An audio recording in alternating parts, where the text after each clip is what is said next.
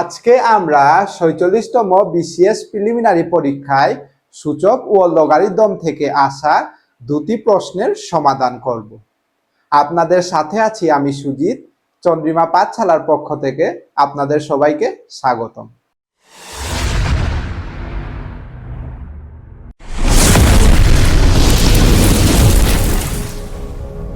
প্রশ্নটি হচ্ছে 1/2 into 2 two the power x minus 3 plus 1 equal to 5 হলে x এর মান কত?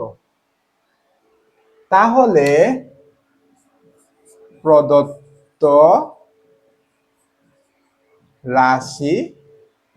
রাশিটি হচ্ছে 1/2 into x 2 two the power x minus 3 plus 1 equal to 5। এখন আমরা 1/2 কে লিখতে পারি 2 inverse into 2 two the power x minus 3।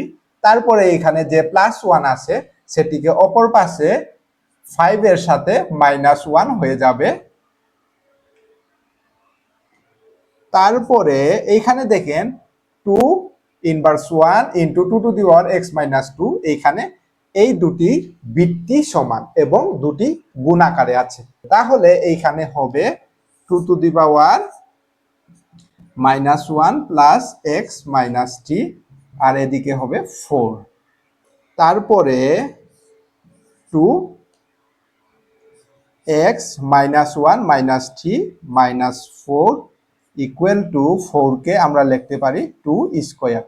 তারপরে যদি বৃত্তিগুলো সমান হয় তাহলে আমরা লিখতে পারি x মাইনাস 4 ইকুয়াল টু 2। তাহলে x ইকুয়াল টু 2 প্লাস 4 সমান x ইকুয়াল টু 6। তাহলে এই প্রশ্নের x এর মান হচ্ছে 6। এখন আমরা ৪৬তম বিসিএস এ লগারিদম থেকে আসা একটি প্রশ্নের সমাধান করব। এই প্রশ্নটিকে আমরা প্রথমে প্রদত্ত রাশি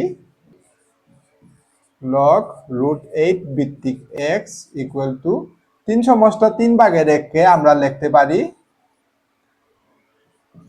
10/3।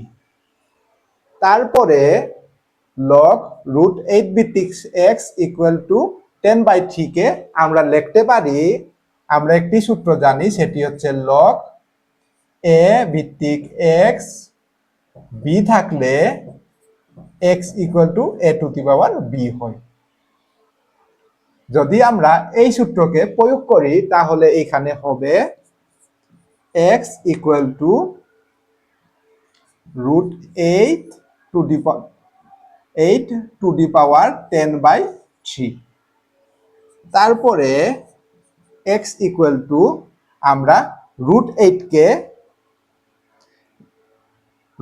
কে লিখতে পারি 8 to the power half into 3/10। এই যে হাফের মান, রুটের মান হচ্ছে হাফ, তাই এই যে রুটকে সরিয়ে আমরা হাফ লিখলাম, তারপরে ইন্টু 10/3। তারপরে x ইকুয়াল টু আমরা 8 কে লিখতে পারি 2 কিউব মানে হচ্ছে 8। তাহলে 2 কিউব ইন্টু হাফ ইন্টু 3/10। 3 এই ঠিকাটা 2 কে 10 দ্বারা কাটলে 5 থাকে, x equal two 2 two the power 5 equal to 32। তাহলে x এর মান হচ্ছে 32। ভিডিওটির শেষ পর্যন্ত থাকার জন্য আপনাদের সবাইকে অসংখ্য ধন্যবাদ।